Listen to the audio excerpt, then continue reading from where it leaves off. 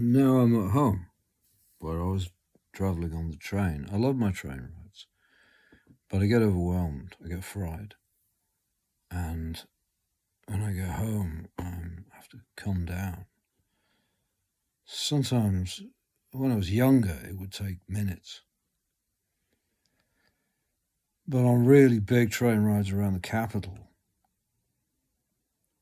it really gets me. Sometimes I'm walking around, like,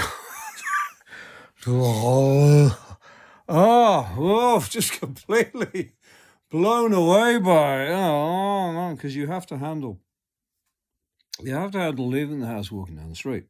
Great, waiting for the bus, handling the bus, getting on the bus, trying not to make faces, having a panic attack on the bus. I'd get quite carried away. I would have what I call a kind of a sub-panic attack, an anxiety attack. Boom, let's go. Like somebody's punching you, talking to somebody. I get like that. People see my face change as whatever it was passed over my psyche. And then I get over it like that because I'm very good at that. It's getting more obvious now, just as I'm going into the phase of my life and I've really recovered from so much damage that was done to me.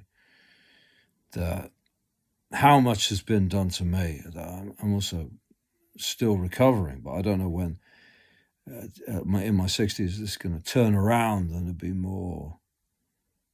There'll be less recovery and more decay. But I think that the scenario of my life so far and what it should be, if I'm lucky, is such that this won't have the same impacts that I used to. Growing up into my 20s, it was like I was the surface of the moon with a thin atmosphere. So I hope you can relate to that. This thing about the impacts that the world leaves on you and how it affects you. I know when I was 60 last year, I finally emotionally righted myself from the damage that was done to me in school, but I didn't know the school had damaged me like that until I was 60. And until I recovered from it, I saw what had happened to me. So I've been very irate and intense, and my wife says I've just calmed down year after year after year compared to what it used to be like. And my message to autistic people is that you can find people who will care about you and be close to you and even love you. But you've got to think of them. You've got to take into account that you're traumatized. We all get traumatized. Actually, everybody, neurotypicals get traumatized. Everybody gets traumatized. But you've got to find a way of having a life that is private from all that. With other people, you've got to find relationships with people where you have a safe space. Find safe people. So I come back, but I come back to my home and I come back to my partner. And I can call friends and family. Now, create all these safe spaces because you will be traumatized and overwhelmed. Find people and develop relationships with those people that keep you safe. And I hope that traveling isn't too taxing. I saw my friend Jonas today, and we made a lot of music, and met another man today called Anthony, who was brilliant, and spent time with Anthony. And just, make new friends and meet people.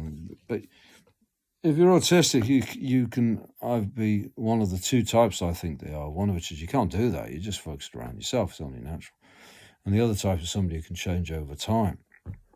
And that's a relative difference, of course, because all my views on neurodiverse people are relative. Actually, absolutely speaking. So I hope that makes sense. Find people and bounce back from being overwhelmed.